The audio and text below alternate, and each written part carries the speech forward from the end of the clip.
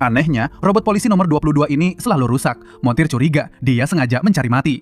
Usai diperbaiki, nomor 22 akhirnya menyala. Montir berpesan agar dia hati-hati saat bertugas. Nomor 22 lalu ikut tim polisi ke lokasi. Tugasnya adalah menumpas penjahat dan melindungi polisi manusia.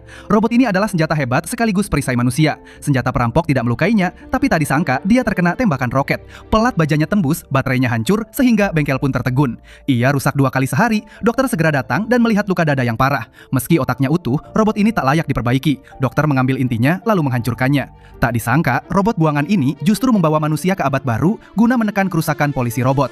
Dokter mengembangkan inti AI baru agar robot bisa menilai risiko mandiri. Ia membawa hard disk itu ke kantor dan mempresentasikannya ke bos, tapi ia tak tertarik. Polisi memecat banyak petugas dan pesanan robot baru masuk gudang. Kota segera dikuasai robot polisi. Saat pesanan berkurang, perusahaan tetap mencari untung dari perbaikan. Dokter kecewa, tapi tak ingin usahanya sia-sia. Ia teringat robot buangan, lalu diam-diam membawa robot nomor 22 dan mengambil kunci admin di ruang inti. Setelah semua suku cadang masuk mobil, dokter pergi. Baru 2 km, jalannya dihadang. Perampok lokal sering kalah dari robot polisi, jadi mereka menyerang sumbernya dengan menemui sang penemu. Pasti ada sebuah remote control yang bisa mematikan robot itu. Namun para perampok justru menemukan hal tak terduga di bagasi mobil sang dokter.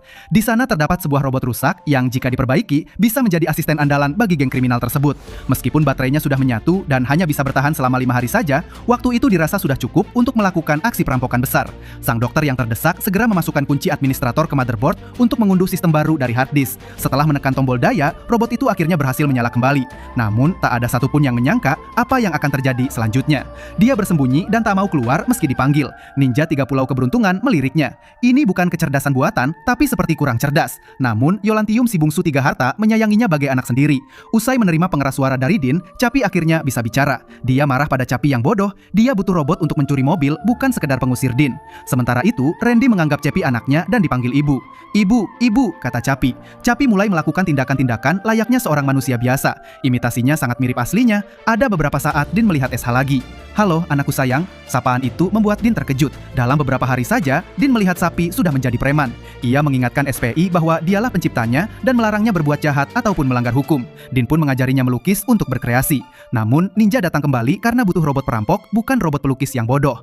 Ninja mengusir Din dengan todongan senjata. Ia tahu akan ada mobil pengangkut uang senilai $600 juta yang akan segera lewat. Ninja mulai melatih Capi dengan caranya sendiri. Untuk membuat Capi merasakan kerasnya dunia ini, ia membuang Capi ke daerah tanpa hukum. Awalnya, orang-orang di sana mengira Capi adalah polisi, tapi setelah tahu dia bukan, mereka mulai menyerangnya. Setelah dipukuli, mereka bahkan melemparkan bom molotov ke tubuhnya.